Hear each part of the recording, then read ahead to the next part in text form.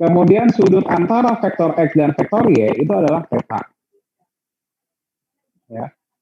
Kemudian sudut antara vektor X dengan sumbu 1 itu adalah theta 1. Dan sudut antara vektor Y dengan sumbu 1 itu adalah theta 2. Nah, sekarang kita bisa melihat atau menginterpretasikan seberapa kuat atau seberapa dekat vektor Y terhadap vektor X.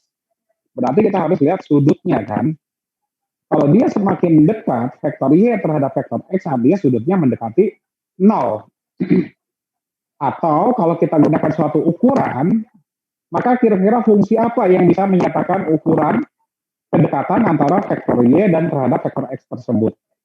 Di mana kita tetapkan ukurannya adalah 0, dia tidak memiliki hubungan, 1, dia memiliki hubungan yang erat, ya, yang kuat. Maka yang sesuai adalah fungsi kosinus kan, ya. Cos 0 itu adalah 1. Ya, ingat kalau derajatnya 0 kan berarti Y dan X adalah berimpit. Sedangkan kalau dia cos 90 derajat, artinya Y dan X membentuk sudut 90 derajat, artinya dia tidak searah sama sekali, ya. Tidak sejalan, Y ke sana jalan sendiri, si X ke sana jalan sendiri. Maka di sini yang fungsi yang tepat adalah fungsi cos. Maka kita bisa lihat ukuran kedekatan X terhadap Y itu adalah cos theta jadinya, ya. Nah, cos theta ini bisa kita nyatakan dalam bentuk cos theta sama dengan cos. Kita lihat di sini, theta, di sini kan theta ini kan kita lihat, theta ini adalah sama dengan theta 2 dikurangi theta 1, ya.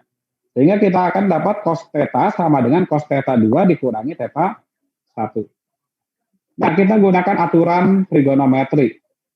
Cos A min B itu adalah sama dengan cos A cos B plus sin A sin B. Maka cos theta 2 min theta 1 itu adalah sama dengan cos theta 2 cos theta 1 per sin theta 2, plus sin theta 2 sin theta 1. Ya. Nah, sekarang kita lihat cos theta 2. Cos theta 2 itu bagaimana? Kita lihat, anggap ini sebagai segitiga, ya. Berarti cos theta 2 itu adalah sisi alas dibagi sisi miring. Sisi miring ini panjangnya apa? Panjangnya adalah ya panjang vektor Y. Ya, panjang sisi miring ini atau kita sebut sebagai LY. Sedangkan ini adalah ya panjangnya adalah ya Y1, ya. Sehingga cos theta 2 itu adalah sama dengan Y1 per LY. Sedangkan untuk cos theta 1 kita lihat cos theta 1 berarti panjangnya sisi miringnya adalah LX. Kita tulis sebagai X1 per LX. Demikian juga untuk sin. Sin theta 2 berarti ini tingginya adalah Y2 ya per LY ditambah sin theta 1 adalah X1, ini tingginya adalah X2, yang maksudnya X2 per LX. Kemudian bisa kita sederhanakan, kita tulis dalam bentuk menjadi kita gabung X1 kali Y1 ditambah X2 dikali Y2 per LX dikali LY. Nah, ini kalau untuk 2 dimensi. Kalau untuk lebih dari 3 dimensi, ya tentu akan lebih panjang. Jadi X1 Y1 ditambah X2 Y2, nanti ada lagi ditambah X3 Y3, berarti kan dia akan sama dengan apa? Ya, kalau kita generalisasi akan X1 Y1 ditambah X2 Y2 ditambah dan seterusnya kan. Dibagi, ini tetap sama, LX, LY. Dan perhatikan bagian atas ini, ya. X1 Y1 ditambah X2 Y2 ini bisa kita nyatakan dalam bentuk aljabar matriks, ya, yaitu adalah sama dengan X transpos Y, ya. Kalau misal si X-nya itu adalah X1 X2 dan Y-nya adalah Y1 Y2, maka X1 Y1 tambah X2 Y2 bisa kita nyatakan dalam bentuk X transpose Y. Sehingga kita lihat cos theta menjadi sama dengan X transpose Y dibagi Lx Ly. Nah, sekarang Lx tadi apa? Kita lihat Lx. Lx sama dengan apa tadi? Panjang vektor Panjang X. X. Ya, akar X1 kuadrat ditambah X2 kuadrat kan? Atau kalau kita tulis dalam bentuk aljabar matriks, sama dengan apa? X transpose X kan? Berarti demikian juga untuk Ly. Ya. Berarti Ly bisa kita nyatakan dalam bentuk akar Y transpose Y. Maka di sini cos theta akan menjadi sama dengan X transpose Y dibagi akar X transpose X dikali akar Y transpose Y. Ya. Nah ini kalau misal ini di depannya dikali seper N, kemudian ini di dalam akar ini dikali seper N, dan dia dalam akar ini kali seper N, ini kan nggak ngaruh kan, ini coret-coret kan atas bawah. Ya. Tapi ini jadi apa? Yang atas ini. Ini yang atas menjadi covariance, ya, SXY dibagi akar seper N X transpose X. Itu adalah akar varian seperti kan, atau standar deviasi SX. Dan yang satunya berarti adalah standar deviasi dari Y. Berarti cos theta itu adalah sama dengan SXY per SX dikali SY. Atau dengan kata lain, cos theta adalah covariance antara X dan Y dibagi standar deviasi X, standar deviasi Y. Ya. Nah, lihat rumus ini. Lihat rumus yang ini. Ini adalah rumus apa? Kalian kenal? Rumus korelasi. Ya, rumus korelasi. Nah, sehingga di sini kalian mulai paham bahwa secara geometris, ya, korelasi itu sebetulnya adalah fungsi kosinus antara dua buah vektor sampel, ya, fungsi kosinus antara dua buah vektor sampel, ya. Sehingga di sini kita kalian bisa punya bayang, oh korelasi itu maksudnya begini. Kita punya gambaran kalau data kita gambarkan dalam bentuk vektor, ya, variabel X dan variabel Y, maka kita akan lihat seberapa dekat vektor antara variabel X dan variabel Y tersebut, yaitu dengan cos theta tersebut. Ya. Nah ini penting pemahaman ini, ya, untuk memahami data.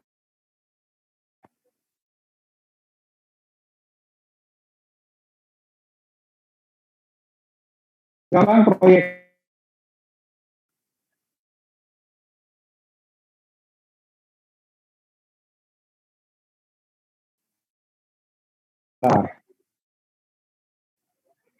ya,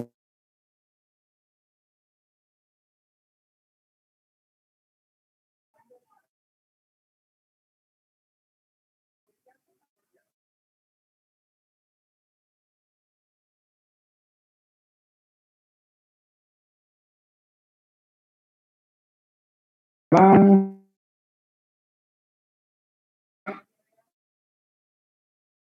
punya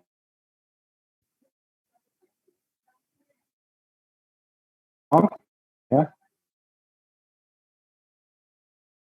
vektor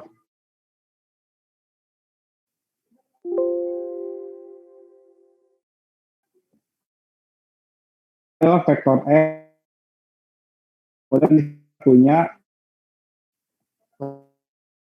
Y.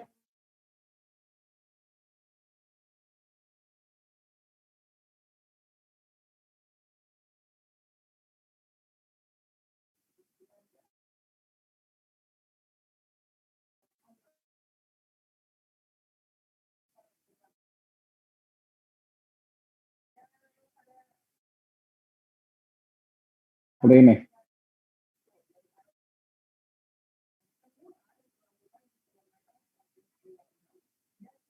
Ini adalah vektor X, ini vektor Y. Nah, proyeksi vektor itu adalah ibaratnya kalau misal di atas sini diberi lampu, ya. Sehingga bayangan X ini kira-kira jatuh di Y, itu jatuh di mana, ya. Maka bayangannya tentu adalah ya, lampunya itu tegak lurus, berarti bayangannya adalah jatuh tegak lurus. Maka kita akan dapatkan di sini adalah vektor bayangan dari X, atau kita sebut sebagai X bintang, ya. Sebagai vektor X bintang. Nah, sekarang berarti si X bintang ini sebetulnya dia kan berimpit dengan Y. X bintang ini berimpit dengan Y, sehingga dia sebetulnya X bintang ini bisa kita cari adalah sama dengan Y yang terproporsi. Ya. Terproporsinya pakai apa? Ya, terproporsi oleh panjang ini panjangnya berapa? Panjangnya kita sebut sebagai Lx bintang. Sedangkan panjang vektor Y kita sebut sebagai Ly. Maka di sini dia terproporsi sebesar Lx bintang per Ly. Nah, sekarang cari panjang Lx bintangnya. Ya. Cari panjang Lx bintangnya. Kira-kira bagaimana? Ya, kita ingat saja. Di sini ada cos theta. Kemudian di sini ada Lx. Kemudian kita ingat dari cos theta itu adalah sama dengan apa tadi? X transpos Y per Lx Ly kan? Ya, cos theta. Sehingga cos theta itu apa? Kalau dari gambar ini, cos theta itu adalah Lx bintang per Lx sama dengan X transpos Y per Lx Ly. Nah, berarti Lx bintang itu sama dengan X transpos Y per Ly. Ya. Maka tinggal kita replace ke sini Lx bintangnya. Maka kita akan dapatkan proyeksi vektor. Ya. Ya. Seperti itu. Oke, jadi konsep-konsep seperti ini kalian perlu paham. Ya, jadi kalian tidak perlu menghafal rumus. Ya. Jadi kalau konsep proyeksi itu adalah ya bayangin aja vektor dicari bayangannya terhadap vektor lain. Ya. Seperti itu.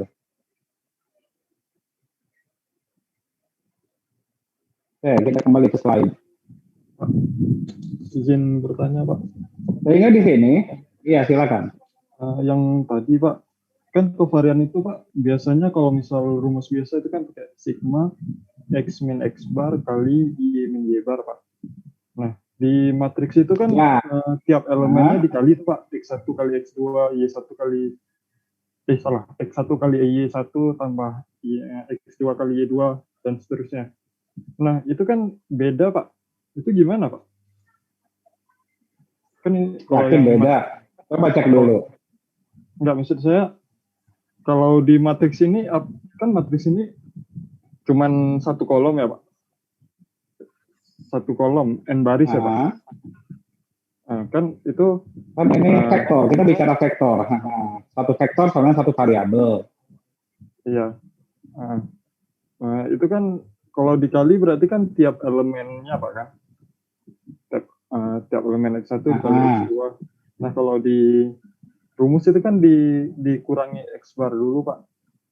Gitu. Itu kenapa bisa gitu, Pak? Karena dalam konsep di sini X barnya udah jadi 0. Kan kita jadikan X bar itu jadi titik origin dalam konsep di multivariat. Ya. Oh, jadi kalau kamu datanya belum decentralized, ya tentu masih ada X, ya. Tapi kan kita bicara vektor, di mana vektor itu kan vektornya seperti ini nih. Bentar. Kita kan bicara vektor. Semua vektor kan berangkat dari sini. dari titik origin. Ini dianggap sebagai, ini adalah titik origin ini sebetulnya adalah X bar, titik origin. Kalau dia tidak decentralized, nanti vektornya ya masih berada di mana-mana. Mungkin X1 ada di sini, kemudian nanti itu ada di mana gitu kan. Jadi di sini kita tarik semua vektor berada di titik origin, di mana titik originnya adalah X bar. Ya. Jadi, coba baca di buku Johnson.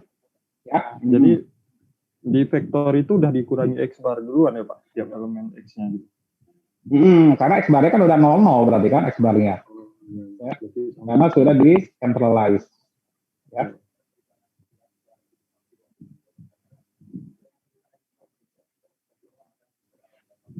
Terima kasih Pak. Oke. Di buku Johnson ada lebih lengkap ya kalau kalian mau ini lebih detail ya mengenai konsep ini. Ya. Oke, tadi kita sudah bahas tentang proyeksi vektor. Ya. Nah, dengan menggunakan proyeksi vektor ini nanti akan bermanfaat, konsep proyeksi vektor ini bermanfaat dalam rangka untuk membuat satu himpunan vektor yang bersifat linear independen. Ya.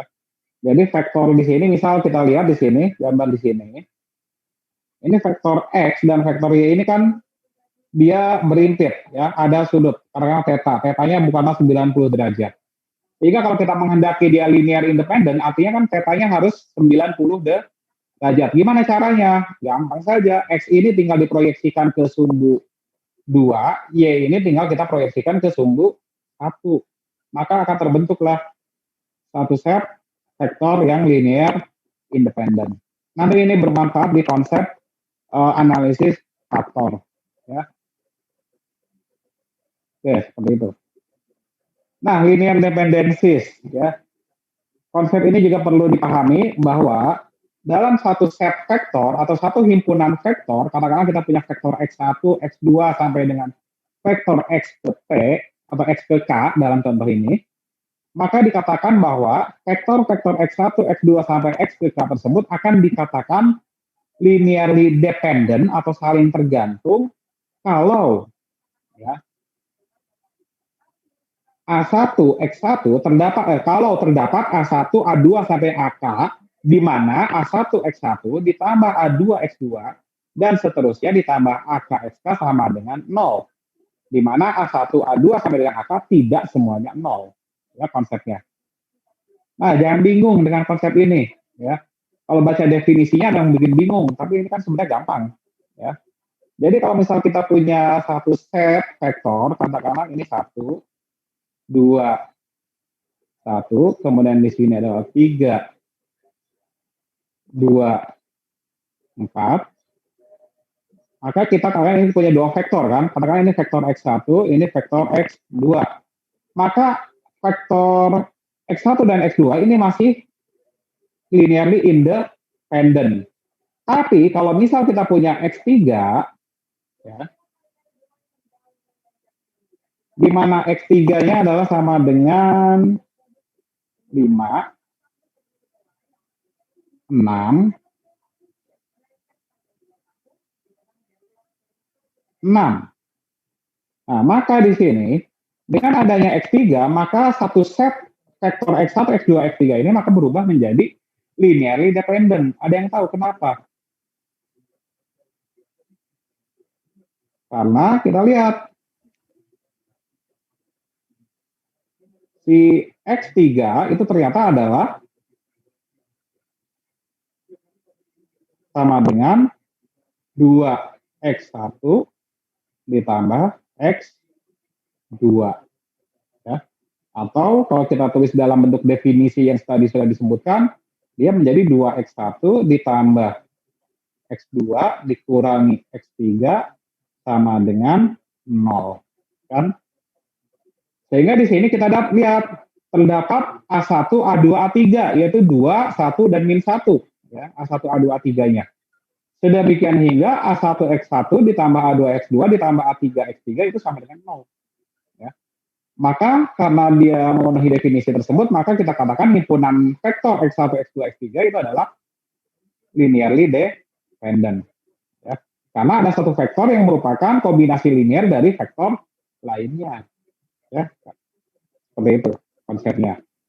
Nah, dependensi linear ini terjadi kalau ada vektor yang merupakan kombinasi linear dari vektor lainnya ditambahkan ke dalam himpunan vektor tersebut. Contoh tadi X1, X2 tadi sebetulnya adalah independen.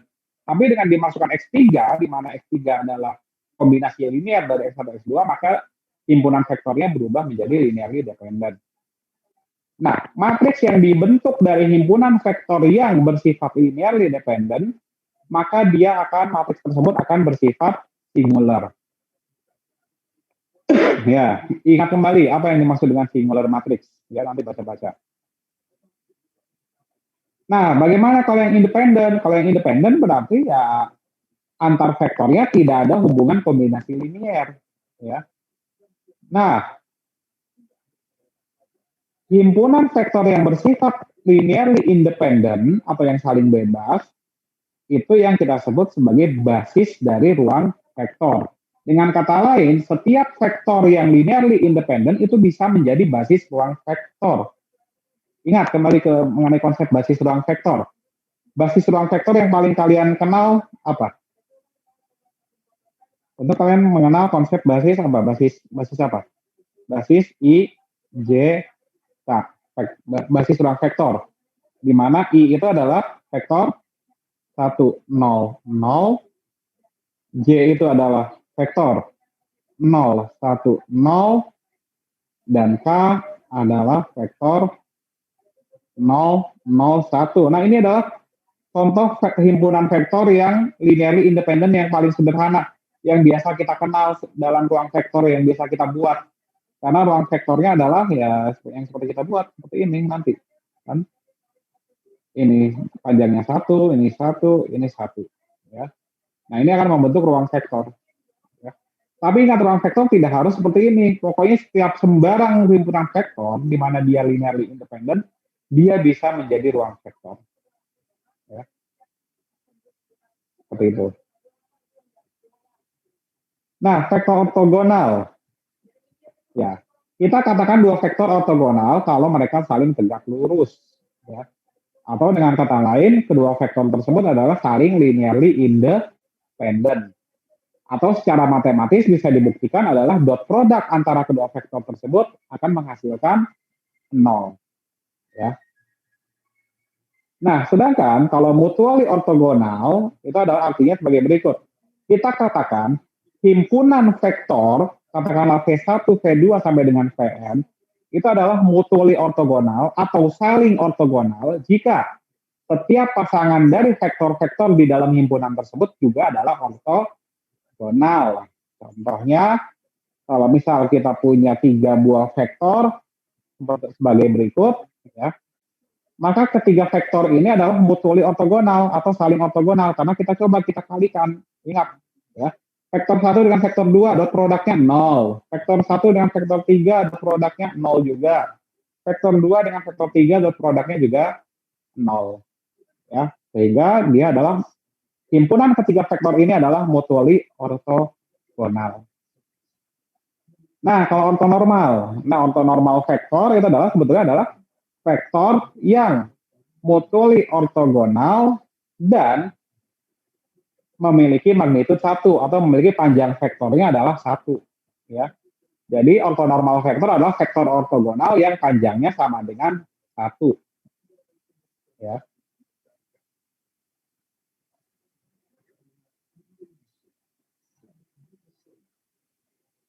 Nah, suatu vektor, sembarang vektor A akan selalu bisa diubah menjadi ortonormal atau bisa dinormalize cukup dengan membaginya dengan panjang vektornya. Ya, sebagai berikut. Yaitu misal, vektor A maka bisa diubah, dinormalize menjadi vektor C, yaitu tinggal C sama dengan A dibagi akar A transpos A. Atau kalau kita wujudkan A itu adalah suatu variabel, maka sebetulnya adalah di standardize yaitu cukup dengan dibagi standar deviasinya. Ya, akar A transpos A itu kan standar deviasi. Ya, seperti itu. Nah, matriks. Sifat-sifat matriks. Kalian baca sendiri saja ya. Ini silakan diingat kembali ya, diingat-ingat kembali mengenai sifat-sifat matriks sebagai berikut. Sebentar. Kemudian determinan matriks. Ya, determinan matriks juga sebetulnya saya juga pasti sudah tahu ya. Penghitungan matriksnya juga penghitungan determinan matriks juga silakan dipelajari kembali. Kemudian dari determinan matriks apa yang bisa kita simpulkan atau bisa kira-kira dari determinan matriks apa yang bisa kita baca ya, sebagai berikut, yaitu jika matriks persegi A adalah singular maka determinannya akan 0 ya. Jika A adalah bukan singular maka determinannya pasti bukanlah 0. Kemudian jika A dan B adalah matriks persegi dan berukuran sama, maka determinan dari produk kedua matriks tersebut adalah sama dengan produk dari determinan kedua matriks tersebut. Atau simpelnya dinyatakan sebagai berikut. Determinan A kali B itu adalah sama dengan determinan A dikali determinan B. Itu dipelajari lagi. Kemudian eigenvalue dan eigenvektor. Suatu matriks persegi selalu bisa didekomposisi menjadi ke dalam himpunan eigenvalue dan eigenvektor, yaitu AX sama dengan lambda X. Nanti kita akan lebih lanjut bahas masalah eigenvalue ini di geometri sampel. Ya. Nah, lambda ini disebut sebagai eigenvalue dari matriks persegi A. Sedangkan si X-nya sendiri itu adalah eigenvektor. Ya. Eigenvektor terkait dengan matriks A. Ya. Nah, untuk mencari lambda dan X tersebut, maka kita gunakan persamaan berikut. Yaitu dari atas diturunkan. Ya. Jadi A minus lambda I dikali X sama dengan 0. Silakan dicari. Ya, nanti baca-baca lagi ya mengenai cara mencari eigenvalue dan eigenvektor.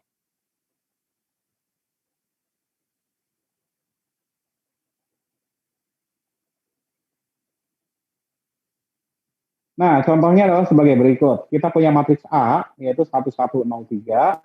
Maka kita bisa cari nilai eigenvalue A minus lambda.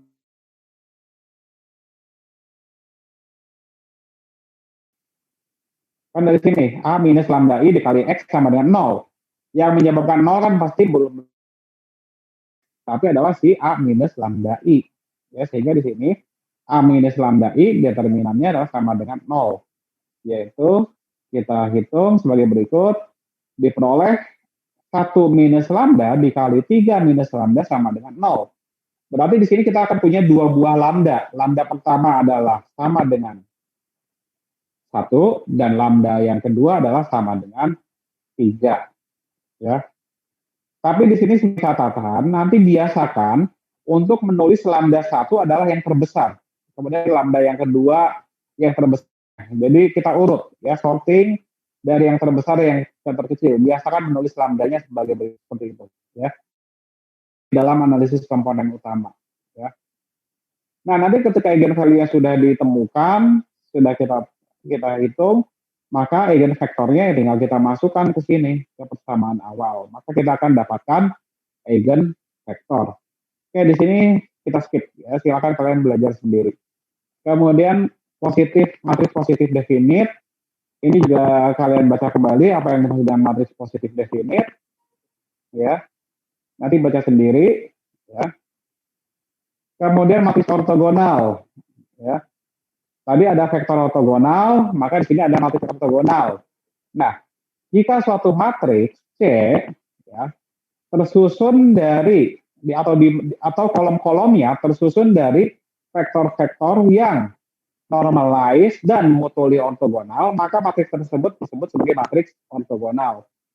Jadi tergantung dari si vektor penyusunnya. Kalau vektor penyusunnya adalah normalized dan mutually ortogonal, atau tadi kita sebut sebagai ortonormal, maka matriks C tersebut disebut sebagai matriks ortogonal. Ya. Kemudian juga sifat dari matriks ortogonal adalah ya C transpos C akan sama dengan matriks identitas. Ya. Matriks ortogonal sama dengan matriks identitas.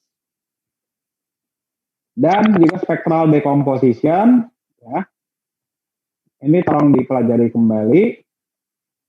Ini akan digunakan di dalam analisis komponen utama, ya, konsep spectral decomposition ini. Bayangkan suatu matriks A berukuran K kali K, maka matriks A tersebut, ya, matriks A tersebut kan persegi, ya, maka dia akan punya K eigenvalue dan K eigenvektor, dengan catatan si A tersebut tentu memiliki rank full, ya, full rank, ya. Nah, silakan cari tahu lagi, ingat-ingat kembali lagi, rank dari suatu matriks itu apa maksudnya, ya. Jadi kalau si A memiliki full rank, ranknya full, maka dia akan memiliki K eigenvalue dan K eigenvektor, ya. Matriks A bisa dinyatakan dalam bentuk terdekomposisi sebagai berikut.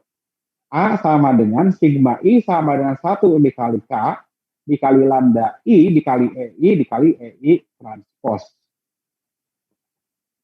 Yaitu si matriks A tersebut adalah penjumlahan dari perkalian eigenvalue terhadap eigenvektornya yang dikuadratkan, ya, atau EI transpos. Nah, ekspresi ini disebut sebagai spectral decomposition, di mana matriks A kita pecah atau kita dekomposisi ke dalam K bagian. Nah, nanti manfaatnya apa? Ya banyak. Kalau di aljabar linear, kalian mengenal spectral decomposition digunakan untuk apa? Untuk menghitung, katakanlah, inverse, ya. Untuk menghitung inverse kan gampang, tinggal si lambda I-nya diubah menjadi seperlambda, ya. Atau menghitung akar matriks juga sama, akar matriks tinggal si lambdanya diganti jadi akar lambda, seterusnya, ya. Nah, tapi nanti di sini akan kita gunakan dalam membentuk komponen utama. Ini bahas di sini. Oke, contohnya nanti silakan baca sendiri. Sekarang, nah,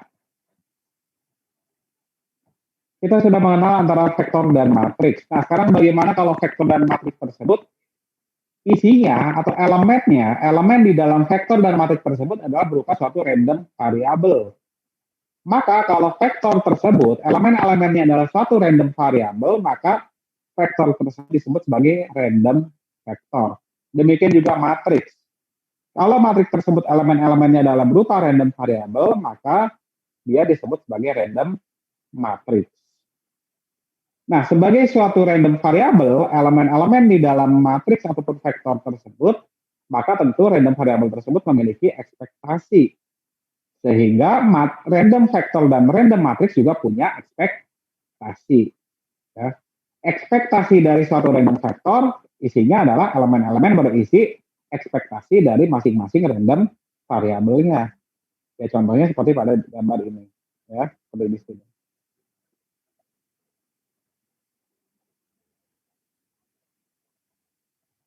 Nah, di dalam data multivariat kan kita mengenal matriks data kita adalah berukuran N kali P, ada N baris, ada P kolom, di mana P itu adalah banyaknya variabel. Berarti kolom itu adalah menyatakan variabel, ya, atau random variabel.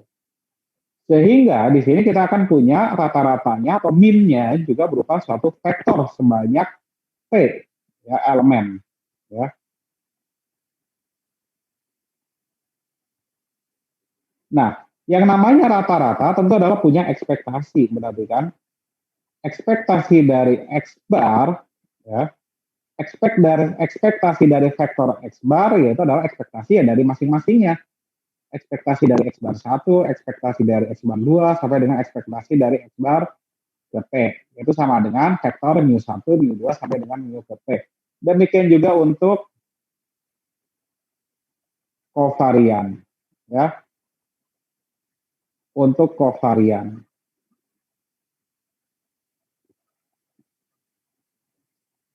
Ya, tentu dia juga bisa dihitung sebagai berikut. Oke, kita skip saja. Itu sudah selesai untuk review aljabar. Ya. Sekarang kita akan membahas tentang geometri sampel. Oh, udah sejam ya. Oke, adalah saya usahakan secepatnya yang geometri sampel. Oke, kita kembali lagi ke dalam bentuk representasi data. Representasi data multivariat itu adalah berupa array n kali P. Ya. Setiap baris merepresentasikan observasi dan setiap kolom merepresentasikan variabel. Nah, data multivariat kita bisa direpresentasikan secara geometris itu dalam dua cara. Ya. Cara yang pertama adalah data multivariat kita, si array berukuran n kali P tersebut, kita pandang sebagai kumpulan vektor baris. Ya. Bentar. Sebagai kumpulan vektor baris. Jadi di sini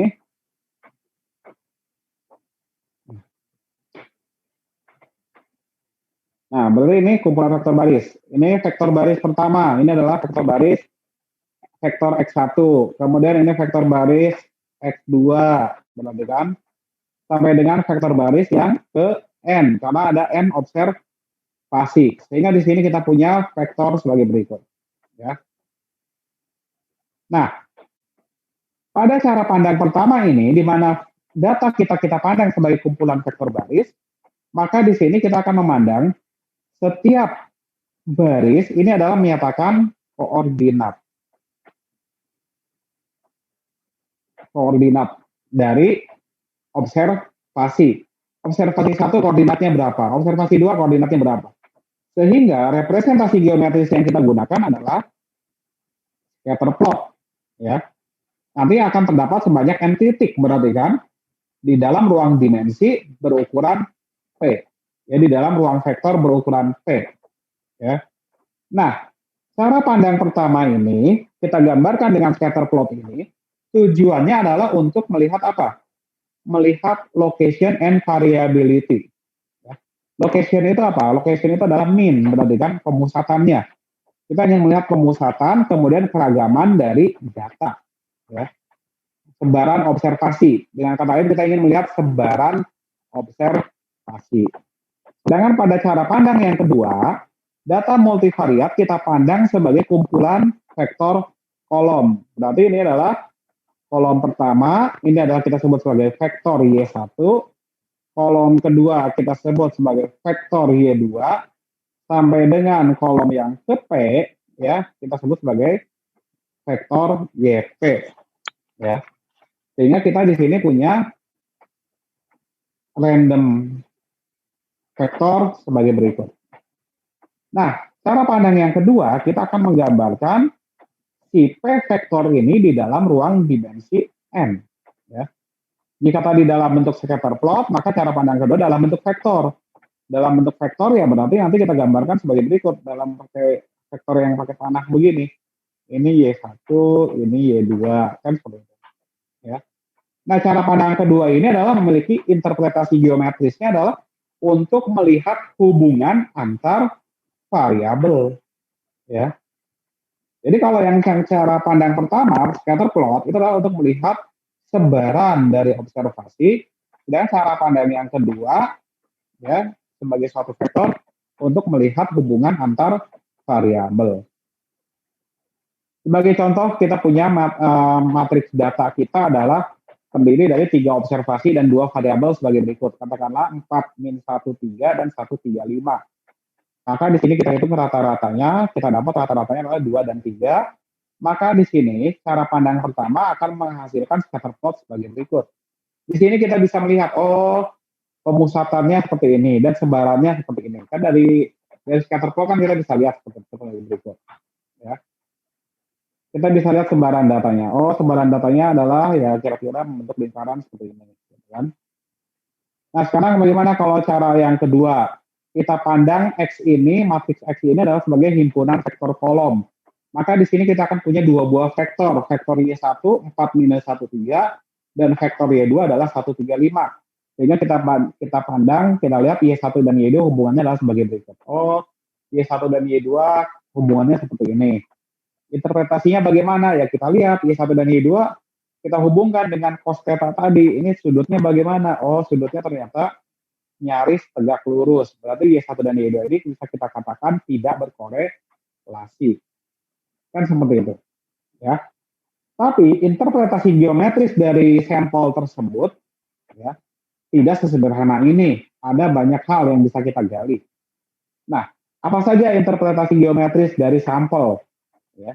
Kalau misal dari data kita gambarkan dalam bentuk vektor, kira-kira interpretasi geometrisnya apa saja yang bisa kita peroleh? Oke, kita lihat definisi sebagai berikut. Misal terdapat vektor berukuran n kali 1, ya, yaitu yang berupa vektor 1. Ya. Misal kita bayangkan terdapat vektor 1 berukuran n kali 1. Vektor 1 itu berarti apa? Elemennya berisi 1, bilangan 1. Berarti ada vektor 1, 1, 1, 1. Sebanyak n, berarti kan? Karena n kali 1. Nah, vektor 1 ini tentu akan membentuk sudut yang sama besar terhadap semua sumbu. Ya, terhadap semua sumbu ruang vektor. Ya. Bayangkan kalau kalian berada di kamar, bayangkan vektor 1. Vektor 1 itu berarti dari pojok bawah kemudian ke atas, ya, itu bentuk sudut sama semua. Ya. Maka panjang vektor 1 tersebut panjangnya berapa? 1.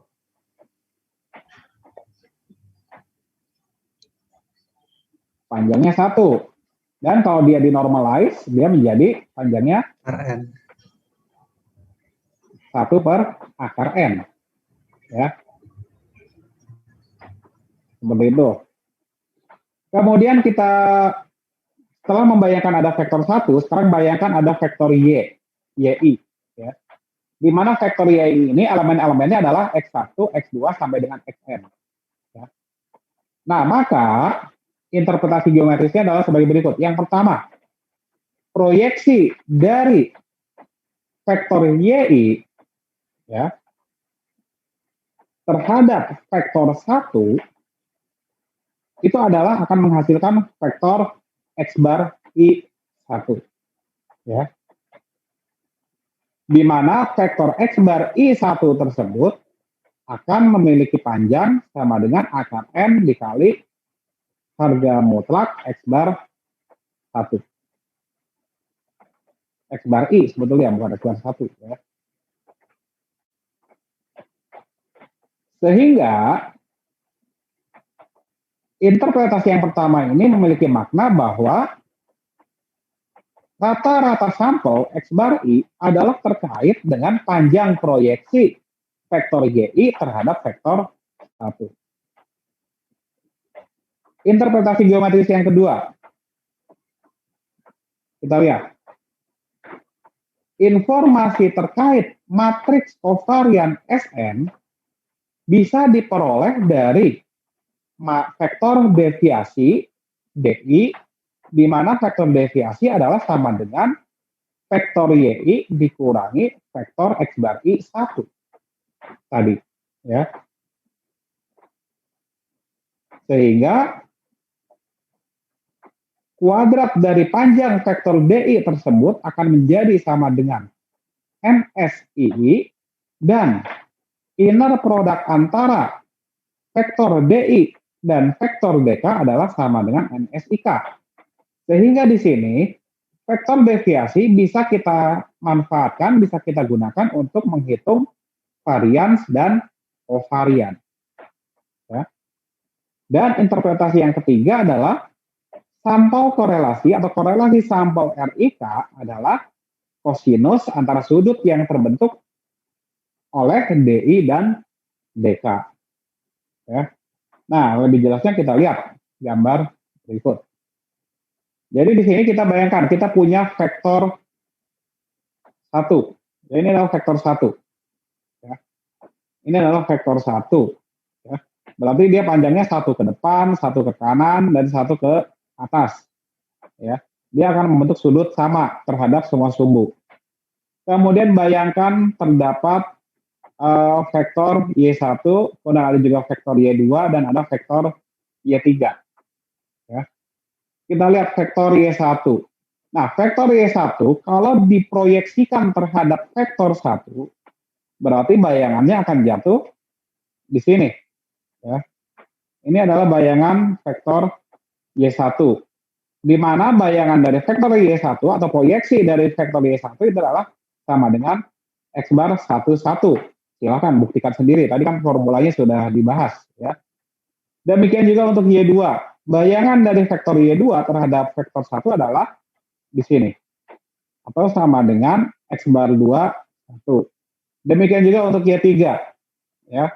Bayangan vektor Y3 akan jatuh di sini. Ya, sama dengan X bar 3, 1. Ya.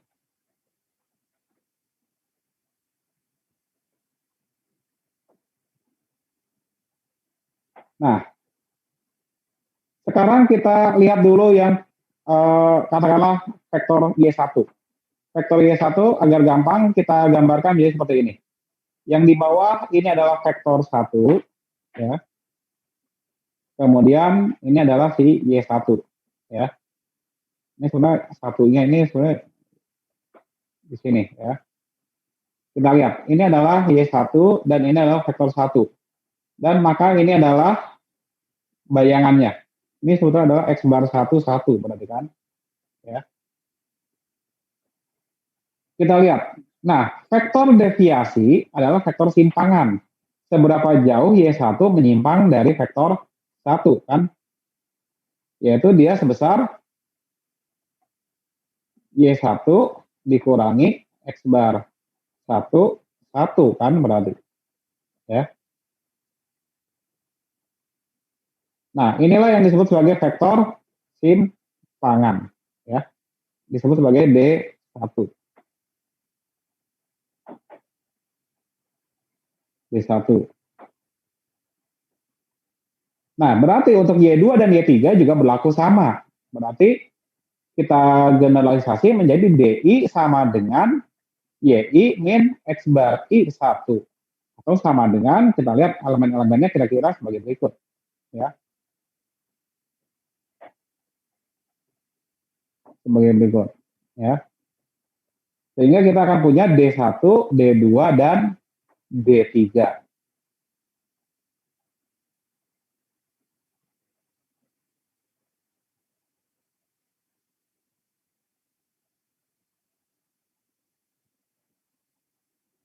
Nah, setelah kita punya D1, D2, dan D3, sekarang kita lihat D1, D2, dan D3 tersebut kita gambarkan dalam ruang vektor sendiri, misal. Maka kita akan dapatkan ruang vektor kira-kira sebagai berikut, yang memuat D1, D2, dan D3. D1, dia adalah vektornya sebagai berikut. D2 vektornya sebagai berikut, dan D3 sebagai berikut. Nah, tadi dari interpretasi yang kedua, menyatakan apa? Kuadrat dari vektor DI, ya, apa tadi? Kuadrat dari panjang vektor DI adalah sama dengan NSII. Ya. Kelewat. Nah ini. Ya.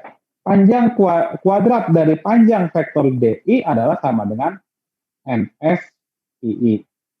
Buktinya kita lihat. Ya. Di sini. L DI kuadrat itu adalah sama dengan DI transpos DI kan. DI transpos DI itu adalah sama dengan sigma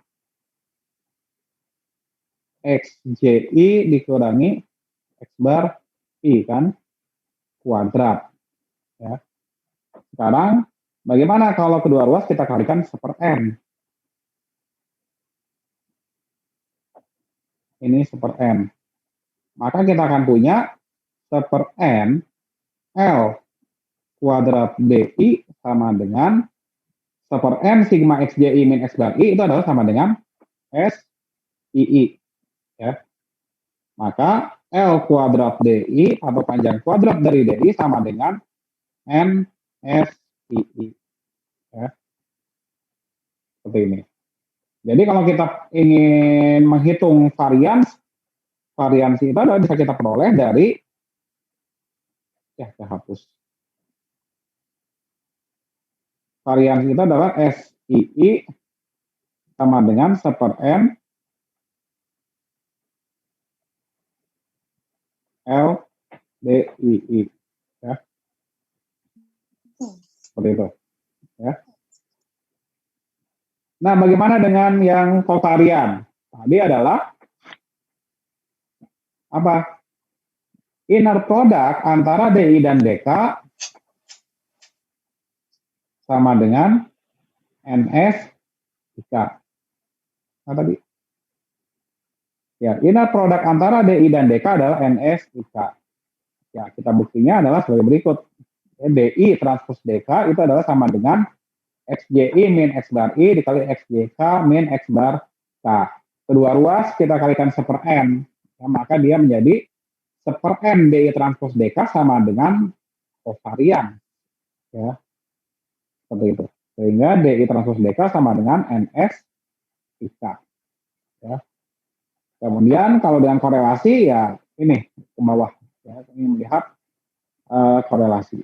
Di sini bisa kita lihat ternyata ya ini sebenarnya tadi korelasi sudah kita bahas juga di antara yang sudut dua vektor.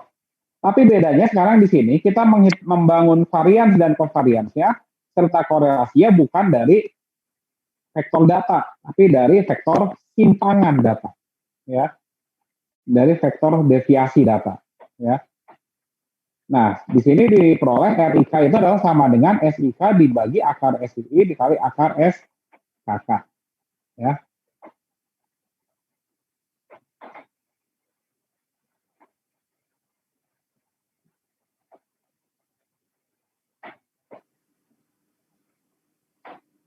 Nah, kalau di sini kan vektor deviasi kan berarti masih ada X barnya, ya. Karena kita hitung deviasi dari X bar, ya. Nah, kita lihat hubungan antara korelasi terhadap kovarian kan sebagai berikut. Maka hubungan ini bisa kita generalisasi ke dalam bentuk multivariat. Ya. Bagaimanakah hubungan antara korelasi dan kovarian dalam bentuk multivariat? Nah, matriks korelasi berarti bisa kita peroleh dari matriks kovarians, ya, kalau dalam bentuk multivariat. Bagaimana caranya? Caranya adalah pertama kita harus definisikan dulu matriks DS. Matriks DS adalah matriks diagonal yang diagonal utamanya adalah berisi standar deviasi. Ya. Jadi seperti ini, ya, matriks DS. Ini adalah matriks DS. Maka hubungan antara matriks korelasi dan kovarians adalah sebagai berikut. Matriks korelasi bisa dihitung dari matriks kovarian, yaitu dengan DS inverse dikali S dikali DS inverse. Dan sebaliknya, matriks kovarians bisa dihitung menggunakan DS dikali R dikali DS. Nah, dari hubungan ini kalian bisa simpulkan sesuatu. Kira-kira apa kesimpulan dari hubungan ini? Sekarang bayangkan kalau misal data kita standardized. Kalau data kita standardized, DS-nya bagaimana nanti? Berisi diagonal utamanya adalah 1 atau berisi matriks identitas kan, ya. Sehingga kalau dia berisi matriks identitas, matriks korelasinya adalah R sama dengan matriks identitas, ya, matriks identitas dikali S dikali identitas. Berarti kan R sama dengan S, ya. Jadi ketika data kita di standardize, maka matriks kovarians akan sama dengan matriks korelasi, ya. Seperti itu. Oke, berikut ini adalah contoh bagaimanakah menghitung matriks kovarians dengan menggunakan vektor deviasi tadi, ya. Jadi di sini kita dari tabel 33, dari contoh 33 yang ada di buku R atau yang tadi ada di contoh di depan slide itu vektor deviasinya, ya. Diperoleh vektor deviasinya adalah ada D1, D2 sebagai berikut. 2 min 31, kemudian minus 2, 02. Maka untuk membuat matriks kovarians adalah berarti kita hitung pertama adalah kita cari varians. Cari varians itu adalah berarti D1 transpose D1, kemudian D2 transpose D2. Itu untuk varians 1 dan varians 2. Kemudian untuk covariance berarti kita hitung D1 transpose D2. Maka kita akan dapat covarian S12. Kemudian di sini berarti kita sudah dapat matriks covariance. Kalau untuk matriks korelasi ya kita tinggal kita hitung. Kalau di sini karena matriks korelasi hanya berukuran 2x2, maka kita hanya perlu mencari satu korelasi saja. Maka di sini gunakan R12 langsung. Tapi kalau dia matriks korelasinya berukurannya lebih dari 2x2, berarti kalian gunakan konversi yang tadi, yang di sini. Ya.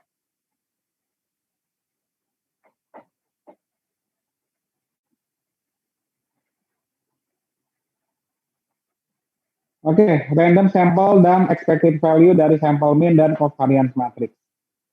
Oke, berarti karena yang namanya satu vektor atau matriks adalah berisi random variable, kemudian random variable tersebut diambil dari suatu teknik sampling, ya, berarti kita akan punya juga random sample, ya, random sample, ya, di mana masing-masing random sample tersebut juga akan memiliki sample mean dan matriks covariance, ya.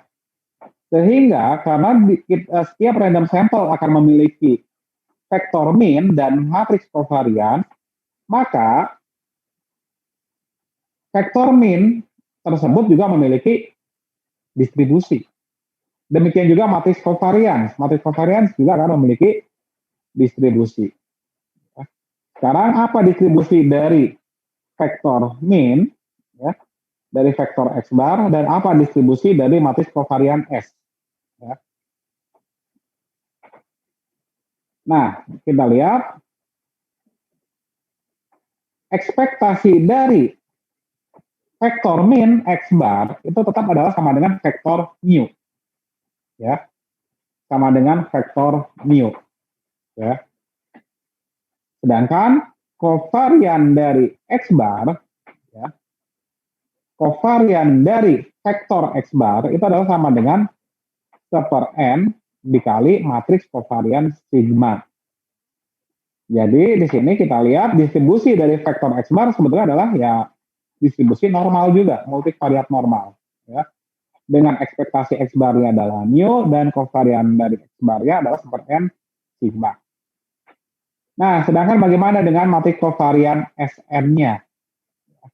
Nah, Sn juga punya distribusi. Ya.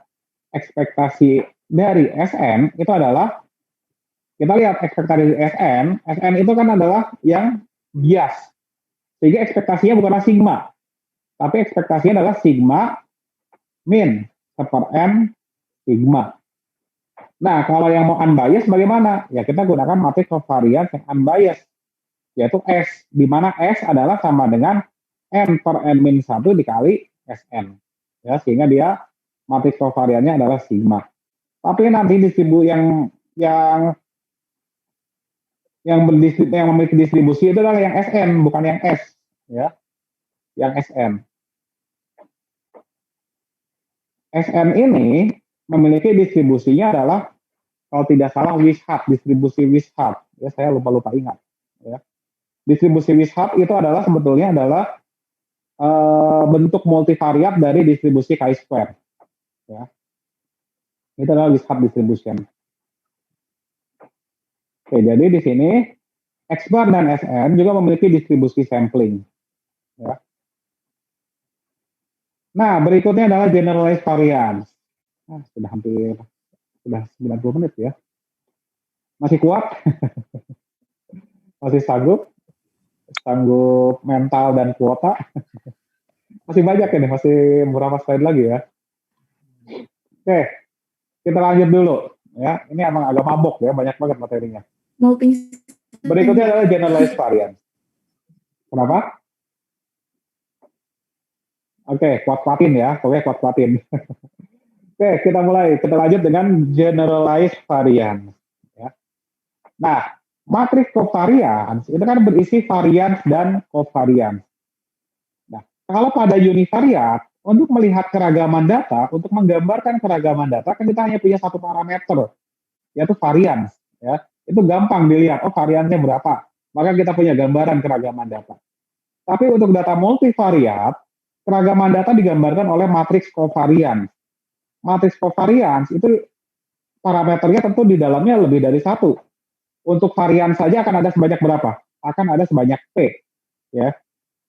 Sedangkan covariance-nya tentu lebih banyak. Untuk matriks covariance berukuran 3 kali 3 saja, kita punya berapa varian? Kita punya 3 varian, kemudian kita punya 3 covarian. Ya. Sehingga dengan melihat matriks covariance, sangat sulit buat kita untuk apa? Untuk menggambarkan keragaman data dengan sekali lihat matriks covarian tersebut. Ya. Terlalu rumit, complicated. Nah, bentar, saya minum dulu. Kalian sambil nyemil aja nggak apa-apa, sambil makan, sambil minum, ya.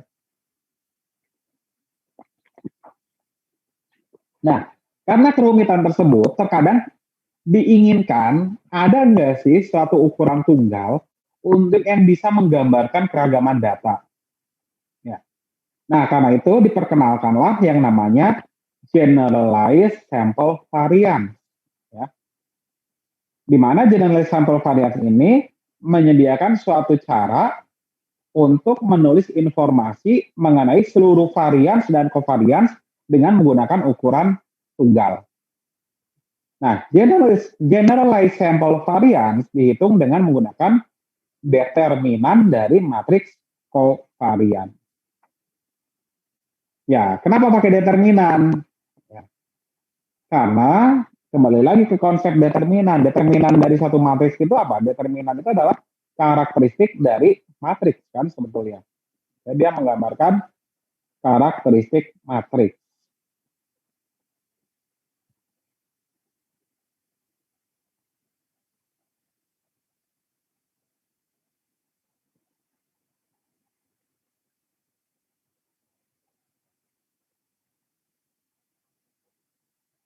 Oke, kenapa bisa menggambarkan karakteristik matriks determinan tersebut? Oke, sebetulnya ini adalah ada kaitannya dengan ruang vektor. Ya. Ada kaitannya dengan ruang vektor.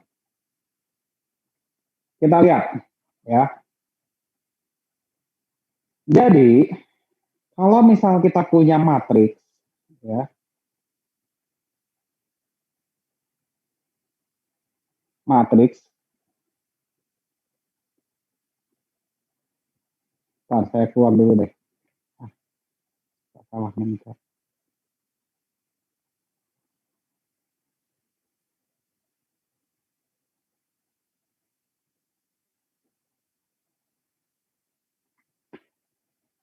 Oke, kita punya matriks ukuran 2 kali 2 saja, ya. Berukuran 2 kali 2, A, B, C, D, gitu kan? Maka di sini, kalau di sini kita gambarkan dalam bentuk vektor, ya, kita gambarkan dalam bentuk vektor, anggap saja lurus. Ini kan berarti kita punya vektor X1, ini vektor X2. Maka di sini kita bisa gambarkan, oh ini vektor X1, kemudian ini adalah vektor X2. Ya. X1 itu adalah ya koordinatnya AB, X2 itu koordinatnya adalah CD. Bukan koordinat, elemennya, ya, elemen dari vektornya. Nah, determinan matriks ini adalah menggambarkan karakteristik dari matriks, yaitu menggambarkan kira-kira matriks ini bentuknya bagaimana. Ya. Sekarang bayangkan kalau misal di sini kita punya matriks bayangan matriks X1 juga. Ya. Bukan bayangan sih, maksudnya kita gambarkan X1 di sini. Kemudian kita gambarkan X2 di sini. Maka dia akan membentuk jajaran genjang kan. Nah, determinan matriks ini adalah menggambarkan luas jajaran genjang yang terbentuk. Semakin kecil, ya, berarti kan semakin berimpit.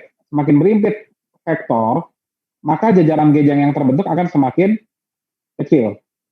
Ya. Sehingga kalau dia benar-benar berimpit, artinya apa?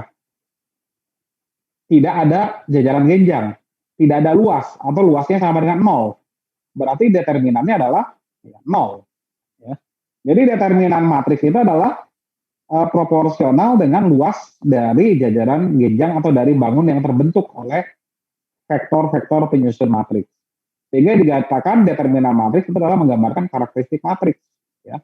Kalau dia luasnya maksimum bagaimana? Kalau dia tegak lurus, luasnya maksimum. Ya. Seperti itu. Jadi itu maksud dari determinan adalah karakteristik dari suatu matriks. Nah, di sini makanya kita gunakan determinan, ya. Kita gunakan determinan sebagai generalized variance, ya. Sebagai generalized variance, ya. Oke. Sekarang misal bayangkan satu area yang dibangun dari dua buah vektor deviasi, yaitu vektor D1 dan vektor D2. Ya. Oke, di sini baca sendiri saja ya. Luas area yang di vektor D1, ya. Ingat, vektor simpangan keragaman data kan, namanya juga vektor simpangan, ya, D1 dan D2. Sehingga di sini luas bangun yang dibuat oleh vektor D1 dan D2 ini adalah kira-kira diperoleh sebagai berikut. Area sama dengan N-1 dikali akar S11 akar S22 dikali 1 min R12 kuadrat. Oke, di sini uraian di sini ingin menunjukkan bukti kesimpulannya adalah sebagai berikut. Bahwa generalized sample variance atau determinan S, matriks kovarian S itu adalah sama dengan N-1 pangkat min P dikali volume kuadrat. Volume atau luas ya. Volume kalau dia lebih dari 2 dimensi, luas kalau hanya 2 dimensi, ya. Oke. Di sini menunjukkan bahwa determinan dari matriks kovarian S ini adalah kita lihat proporsional dengan volume yang terbentuk oleh vektor deviasi, ya. Yang terbentuk oleh vektor deviasi. Sehingga nah, kita lihat dua buah gambar berikut, yang satu, dua-duanya adalah menunjukkan ruang yang dibangun oleh 3 buah vektor deviasi. Berarti dalam arti di sini kalian melihat kira-kira mana yang memiliki generalized variance lebih kecil. Kan gambar yang B, ya. Gambar yang B. Nah, di sini berarti dia menggambarkan keragaman data. Oh, ternyata gambar yang B ini keragaman datanya lebih kecil. Ya. Nah, di sini kalian punya gambaran berarti. Kalau misal ada salah satu saja vektor deviasinya berimpit katakanlah antara D1 dengan D3, apa yang terjadi? Kalau kita bicara 3 dimensi, berarti kita bicara volume. Berarti volumenya adalah 0. Ya. Berarti volumenya adalah 0. Ya, berarti kalau antara D1 dan D3 berimpit, maka volume sama dengan 0. Berarti di situ generalized variance-nya juga adalah 0. Sehingga matriks kita adalah akan singular. Ya, singular. Ya. Kalau singular artinya apa? Ya tidak ada ruang. Ya. Sama. Kalau kita kaitkan dengan dunia kita, bagaimana maksudnya? Kita ini kan hidup di dunia 3 dimensi ya. Dan secara matematis dunia 4 dimensi, 5 dimensi, 6 dimensi, dan seterusnya itu eksis, ya ada. Secara matematis. Nah, nanti suatu saat ketika ada salah satu dimensi kolaps, ya, salah satu dimensi kolaps, dia akan berimpit, ya. Akan berimpit akibatnya apa? Akan terjadi singularity. Ya. Nah, nanti kiamat itu artinya adalah universe kita itu terjadi singularity. Ya. Singularity. Alam semesta itu akan seperti dilipat, ya, karena adanya dimensi yang berimpit, ya. Jadi istilahnya ya seperti langit digulung, ya, seperti itu.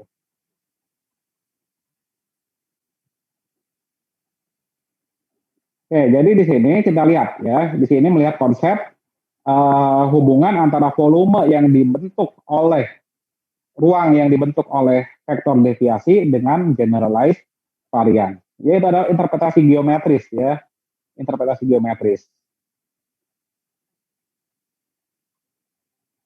Oke, jadi semakin saling tegak lurus, semakin saling independen antara vektor-vektor deviasi tersebut, maka ruangnya akan semakin maksimal, semakin luas. Ya, ya sama lah. Kalian juga kalau kalian mau cari jodoh, jangan yang mencari kesamaannya terlalu banyak. Ya. Kalau kalian punya pasangan terus saling berkorelasi terlalu berimpit, itu ruang kalian akan terlalu sempit, ya, atau malah bisa jadi singular, ya. Kalau dunia kalian sempit, membosankan, ya.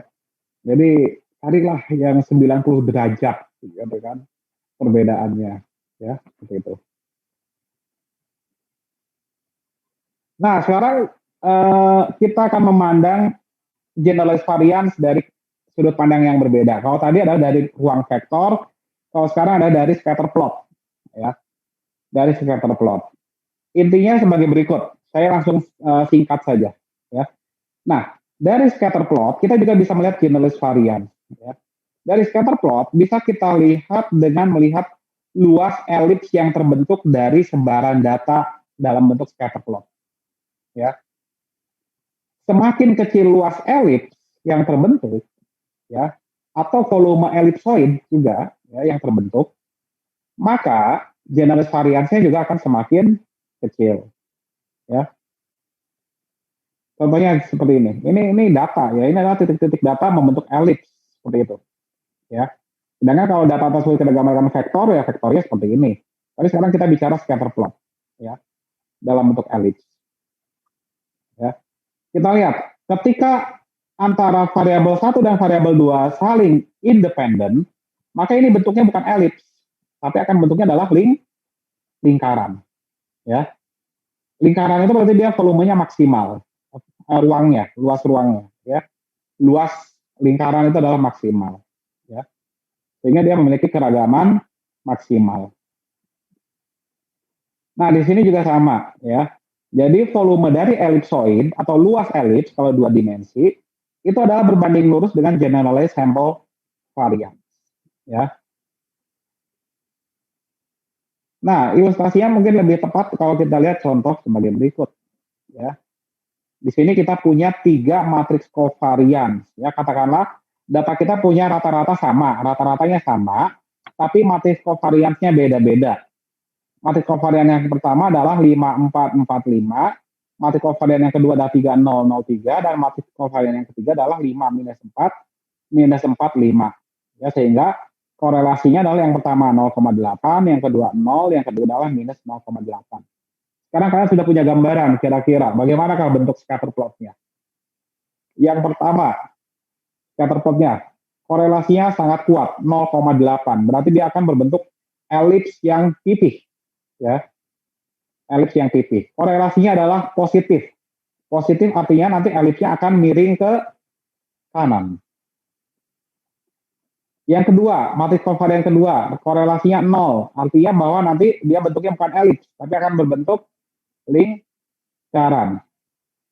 Kemudian yang ketiga, berbentuk elips, tapi korelasinya negatif. Maka elipsnya adalah miring ke kiri. Ya, kira-kira gambarnya sebagai berikut, ya. Ini adalah sebaran data yang pertama dengan matriks covarian pertama, matriks covarian kedua, dan ini adalah matriks covarian ketiga, ya. Nah, gambaran data ini, ya, si elips ini bisa kita buat elips sebaran data ini dengan menggunakan eigenvalue dan eigenvector. Tapi karena waktunya sudah mau habis, mungkin kita skip dulu. Nanti kita bahas di saat membahas multivariat normal, karena ada kaitannya nanti, ya. Oke, ini nanti kita skip dulu, ya. Dan yang terakhir adalah kombinasi linear dari variabel, ya. Ingat, ini hanya sifat saja, tolong diingat saja bahwa misal A1, A2 sampai dengan A ke P adalah suatu konstanta, dan misalkan terdapat suatu kombinasi linear dari vektor Y di mana Z sama dengan A1 Y1 ditambah A2 Y2 sampai dengan ditambah AP YP atau sama dengan A transpos Y, maka Z bar itu bisa dihitung dengan sama dengan A transpos Y bar. Dan SZ kuadrat atau varians dari Z bisa dihitung dengan A transpos SA. Ini aja kalian hafalkan, ya, kalian ingat, ya.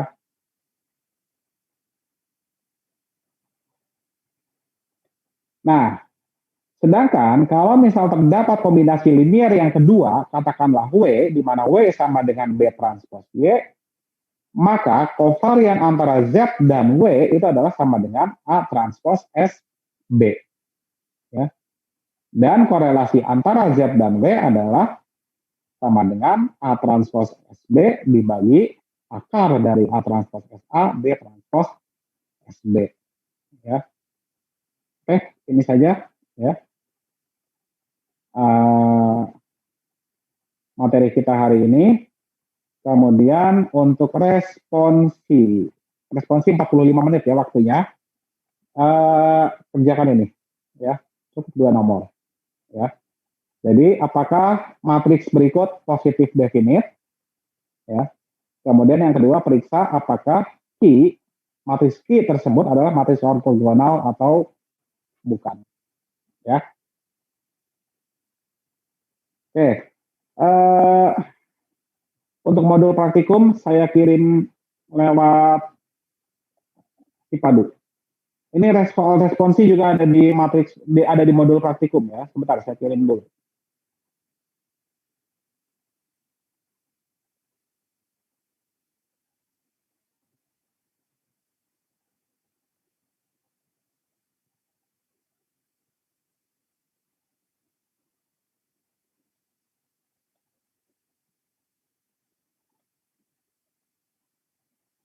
Bentar.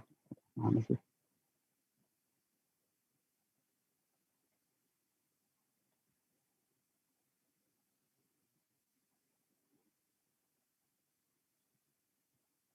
Tiga FB 1.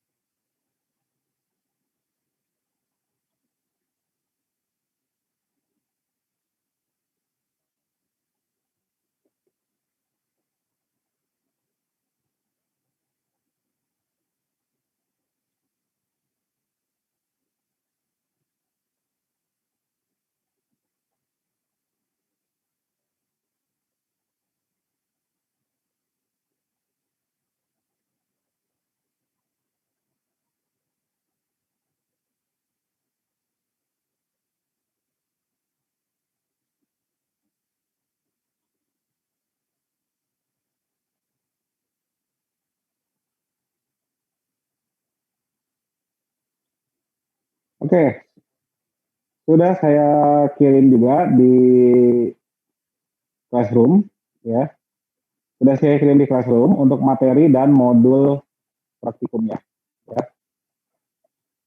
Oke, untuk soal responsi di dalam modul praktikum juga ada, ya. Jadi silakan dikerjakan responsinya. Sedangkan di dalam modul praktikum juga ada tugas terstruktur, ya. Tugas terstrukturnya yang kalian kerjakan ya itu adalah untuk yang kelas komputasi statistik. Di situ ada dua, soalnya ada untuk yang prodi statistika, ada yang untuk prodi komputasi statistik. Ya. Oke, seperti biasa tugas terstruktur ya dikumpulkan lewat Classroom. Ya, nanti saya buat thread pengumpulannya. Ya. Oke, ada yang mau ditanyakan dulu sampai sini? Mohon maaf ya, ini agak lama, jadi kita hampir 2 jam ini kuliahnya. Ya, tetap buka.